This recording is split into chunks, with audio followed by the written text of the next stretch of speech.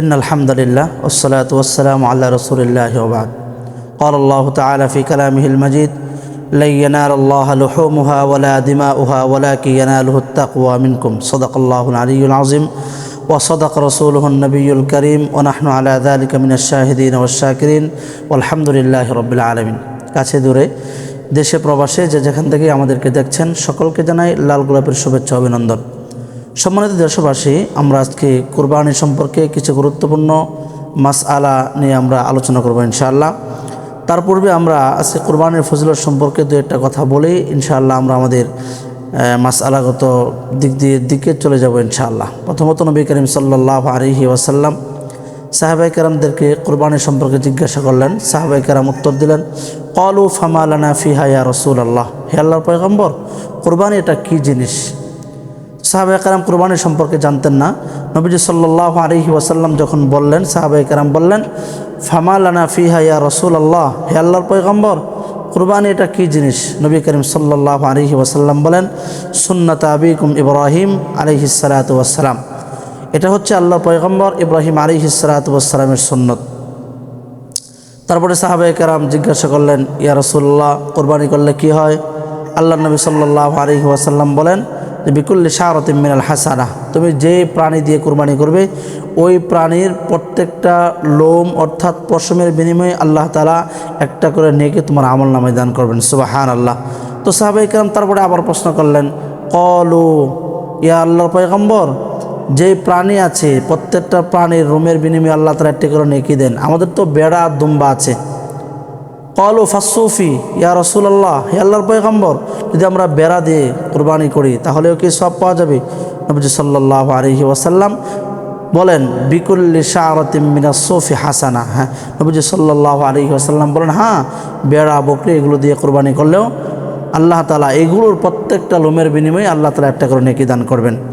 তো সম্মানিত দেশবাসী, তাছাড়াও আমাদের আয়েশা রাদিয়াল্লাহু তাআলা আনহা থেকে অসংখ্য সাহাবায়ে কেরাম থেকেও কুরবানি সম্পর্কে নবী সাল্লাল্লাহু আলাইহি ওয়াসাল্লাম অসংখ্য ফজিলত বর্ণনা করেছেন। তাছাড়া নবী সাল্লাল্লাহু আলাইহি ওয়াসাল্লাম মক্কা থেকে মদিনায় হিজরত করার পরে নবীজি 10 বছর মদিনায় ছিলেন। প্রতিটি বছর নবী করিম সাল্লাল্লাহু আলাইহি ওয়াসাল্লাম কুরবানি করেছেন।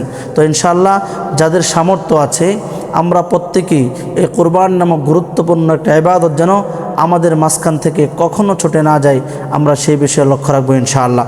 তাছাড়া নবী করিম সাল্লাল্লাহু আলাইহি ওয়াসাল্লাম এটাও বলেছেন যে যার কুরবানি দেওয়ার সামর্থ্য আছে সে যদি কোনো কারণবশত কুরবানি আদায় না করে, নবীজি বলেন ফাল ইয়াহদুর মুসাল্লানা, সে যেন আমাদের ঈদগাহের আশেপাশেও না আসে। সুতরাং নবীজি সাল্লাল্লাহু আলাইহি ওয়াসাল্লাম একটা ধুমকির সুরে বলেছেন যে কুরবানি যাদের কারো উপর যদি সামর্থ্য থাকে সে যেন অবশ্যই কুরবানি আদায় করে।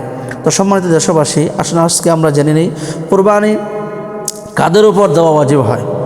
তো এই মাসআলাটা প্রশ্ন এসেছে, কুরবানি কাদের উপর দেওয়া ওয়াজিব হয়? কুরবানি ওয়াজিব হলো 10ই জিলহজ ফজর থেকে 12ই জিলহজ সন্ধ্যা পর্যন্ত, অর্থাৎ কুরবানির দিনগুলোতে যার নিকট সদকায়ে ফিতর ওয়াজিব হওয়ার পরিমাণ অর্থ সম্পদ থাকে তার উপর কুরবানি ওয়াজিব হয়।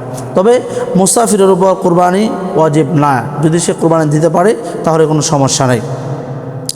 নাম্বার 2 একটা প্রশ্ন এসেছে যে কুরবানি ওয়াজিব না হলেও যদি নফল কুরবানি কেউ দিতে পারে দেয় তাহলে সমস্যা আছে কিনা, সওয়াব পাওয়া যাবে কিনা? হ্যাঁ, উত্তর হলো যার উপর কুরবানি ওয়াজিব না সে যদি কুরবানি দেয় তাহলে এটা নফল কুরবানি হবে, আর নফল কুরবানি করলে সে কুরবানির সওয়াব পেয়ে যাবে। আরেকটা প্রশ্ন এসেছে যে কুরবানি শুধু কি নিজের পক্ষ থেকে দেওয়া ওয়াজিব হয় নাকি সন্তান, পিতামাতা, স্ত্রীর পক্ষ থেকে ওয়াজিব হয়, তাদের সকলের পক্ষ থেকে কুরবানি দিতে হবে কিনা? উত্তর হলো কুরবানি শুধু নিজের পক্ষ থেকে ওয়াজিব হয়, নিজের মা বাবা, সন্তান তাদের পক্ষ থেকে কুরবানি ওয়াজিব হয় না। তবে যদি কেউ নিজের নাবালেগ সন্তানের পক্ষ থেকে কুরবানি দেয় তাহলে সে কুরবানি নফল হবে। যদি কেউ স্ত্রীর পক্ষ থেকে কুরবানি দিয়ে দেয় তাহলে সে কুরবানি নফল কুরবানি হবে।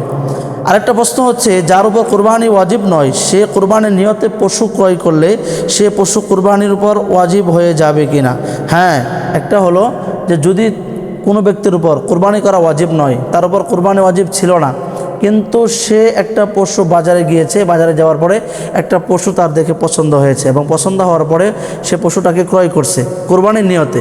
যার উপর কুরবানি করা ওয়াজিব নয় সে যদি কোনো পশু কুরবানির নিয়তে ক্রয় করে তো ক্রয় করার সাথে সাথেই তার উপর কুরবানি ওয়াজিব হয়ে যায়। আল্লাহ তাআলা আমাদের সকলকে আমরা যেন কোরবানির সমস্ত মাসআলাগুলো জেনে আমরা যেন ইব্রাহিম আলাইহিস সালাতু ওয়াস সালামের পরিপূর্ণ সুন্নত মেনে আমরা যেন কোরবানি করতে পারি। আল্লাহ তাআলা সেই তৌফিক দান করুন। ওয়া মা তৌফিক ইল্লা বিল্লাহ। আসসালামু আলাইকুম ওয়া রাহমাতুল্লাহি ওয়া বারাকাতুহু।